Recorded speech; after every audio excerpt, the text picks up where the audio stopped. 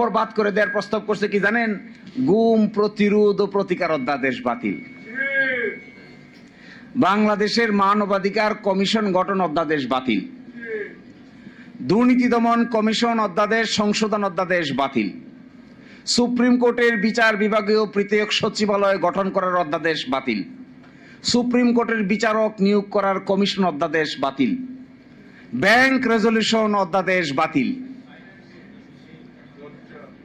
আছে কি? কোনটা আছে? এটা একটা অ্যাড আছে না টেলিভিশনে, দেখবেন ককরোচ দিয়ে না কি দিনে নকআউট, দেখছেন? এটা তেলাপোকা মারে, যে তেলাপোকা। আপনি আমাদের এখানে যে এরসল আছে, যেখানে বেশি তেলাপোকা আছে এরসল মারবেন, একটা এরসল আর এক মারার পরে দেখবেন একটা তেলাপোকা আর একটা তেলাপোকার গলায় ধরে কান্দে। দুইটাই মৃত্যুপথ যাত্রী। একটা জিজ্ঞাসা করে আপনি কবে মরবেন, সে বলে আমি এখনই মরবো, আর একটা বলে আমার নিয়ে যায়। এইটা দেখে, এই প্রস্তাবগুলো দেখে আমার কাছে মনে হয়েছে জগতের মানুষ আমাদের দিকে তাকায় মনে করতেছে সরকারি দল বিরোধী দল সবই তো মরবে দেখি, এটা তো মরার বুদ্ধি।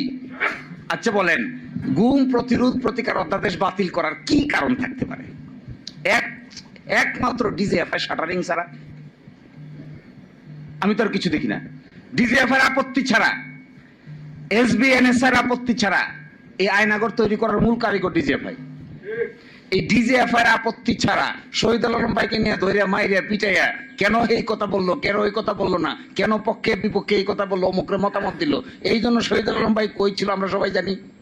তো তাদের আপত্তি ছাড়া গুম এবং খুন পাশ করার আপত্তি কি ভদ্রলোকে থাকতে পারে? তো গুম চাই আমরা?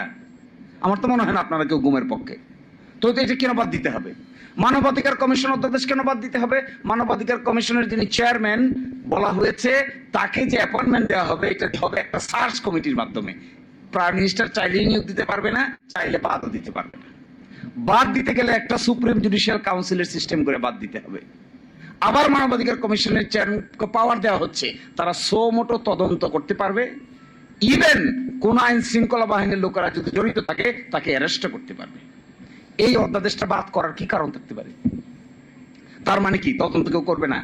পাশে দেখবেন কমেন্টে লিখছে বাদ দেওয়ার পিছনে মূল কারণ হইলো, এটা পড়লে আপনারা সবাই গলাগলি করে হাসবেন, যেহেতু সরকারের সংবেদনশীল আইন শৃঙ্খলা বাহিনীর সদস্যরা এই অপরাধের সঙ্গে জড়িত থাকতে পারে, এই জন্য মানবাধিকার কমিশন আর গুম প্রতিরোধ অধ্যাদেশ বাতিল।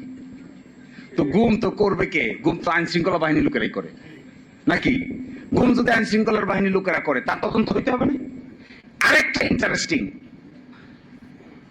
মানবাধিকার অধ্যাদেশের পিছনে কমেন্টে লিখছে যেহেতু এটা সরকারের কোন মন্ত্রণালয়ের অধীন নয়। আচ্ছা, মানবাধিকার কমিশন কি সরকারের মন্ত্রণালয়ের অধীন থাকার কথা? ও আশ্চর্য ব্যাপার, তো স্বাধীন, তো তদন্ত করবে স্বাধীনভাবে, নয় এজন্য বাতিল। দেখেন, সুপ্রিম জুডিশিয়াল পৃথক বিচার বিভাগীয় সচিবালয়ের পাশে কমেন্ট লিখছে কি? পৃথক বিচার বিভাগীয় সচিবালয়ের পাশে কমেন্ট লিখছে যে সরকার ইচ্ছা পোষণ করলে এটা কার্যকর হবে। আচ্ছা, সরকার ইচ্ছা পোষণ করলে নিম্ন আদালতের ম্যাজিস্ট্রেটকে বদলি করা যাবে, সরকার ইচ্ছা পোষণ করলে পদোন্নতি দেওয়া যাবে, সরকার ইচ্ছা পোষণ করলে শৃঙ্খলা বিধি অ্যাপ্লাই করা যাবে, সরকার ইচ্ছা পোষণ করলে, সরকার ইচ্ছা পোষণ না করলে কি করবে? ইচ্ছা পোষণ না করলে রাত 2টার সময় আদালত বসে শহীদ আলম ভাইকে অযথা রিমান্ডে নিয়ে পিটাইবে। ইচ্ছা প্রকাশ করছে না, রাজা ইচ্ছা প্রকাশ করছে না, তো হয়ে গেল। অসুবিধা কি? এর মানে কনক্লুশনটা আমি কেন বলতে চাচ্ছি, এর মানে হলো শুধু জুলাই সনদ না, এই সরকারের কর্মকাণ্ডের ভিতরে এন্টায়ারলি সংস্কার কর্মকাণ্ডের বিরোধিতা করে একটা শক্ত অবস্থান তারা নিয়েছেন। যখন ঐকমত্য কমিশন আলোচনা হয়েছিল তখন আর্গুমেন্ট ছিল যে আমরা কেন এটা করব, এক একজন এক একটা বলছে। সর্বসম্মতিক্রমে ব্যাখ্যা ছিল যে এটা এই জন্য করতে হবে কারণ ক্ষমতাটা এত সেন্ট্রালাইজ, এক ব্যক্তির হাতে এত ক্ষমতা, এইটা যদি বিভিন্ন ব্যক্তিবর্গের কাছে ডিস্ট্রিবিউট করে দেওয়া না হয় তাহলে কোনোদিনেই কোন সরকারের পক্ষেই এত ক্ষমতার মালিক হয়ে স্বাধীনভাবে আইনসম্মতভাবে কাজ না করে ডিক্টেটোরিয়াল মেন্টালিটি ডেভেলপ করতে বাধ্য হবে। তখন বলা হলো তাহলে কি করা দরকার, রাষ্ট্রপতি এবং প্রধানমন্ত্রীর ভারসাম্য।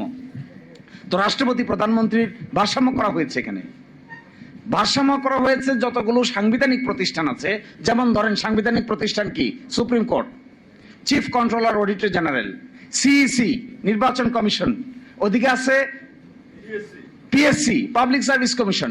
এগুলোর মধ্যে এমন একটা ক্ষমতা ডিস্ট্রিবিউশন থাকতে হবে যেন একটা আরেকটাকে নিয়ন্ত্রণ করতে না পারে। এই বিভক্তির অংশ হিসেবে যেগুলো অর্ডিন্যান্স দিয়ে করা দরকার ছিল এগুলো 133 অর্ডিন্যান্স, আর যেগুলো অর্ডিন্যান্স দিয়ে করা সম্ভব হয় নাই এটাগুলো সংবিধান সংস্কার। সেই সংস্কারের জন্য একটা আদেশ দরকার ছিল। এই আদেশের নাম হলো জুলাই জাতীয় সনদ উইদিন ব্র্যাকেট সংবিধান সংস্কার আদেশ। এখন ওনারা বলছেন এটা অসাংবিধানিক। তাহলে কোনটা সাংবিধানিক? বিরাট প্রশ্ন। আমি কনক্লুশন ড্র করছি এটা, আমাদের জাতীয় জীবনের এই চরিত্রকে কিভাবে বিশ্লেষণ করা যাবে তা হয়তো ইতিহাসেই বিবেচনা করবে। কিন্তু আমার কাছে মনে হয় এই যে চোর পুলিশ খেলতে খেলতে যে 56 বছর পার করলাম, ঘুরে ফিরে কিন্তু আমরা জায়গাতেই থাকলাম। এখন যদি জুলাই অভ্যুত্থানের পরে আরো ড্রাস্টিক সামনের দিকে অগ্রসর করা না যায়, ধরেন এই সংস্কারগুলি কিছুই হইল না, কোথায় যাব আমরা?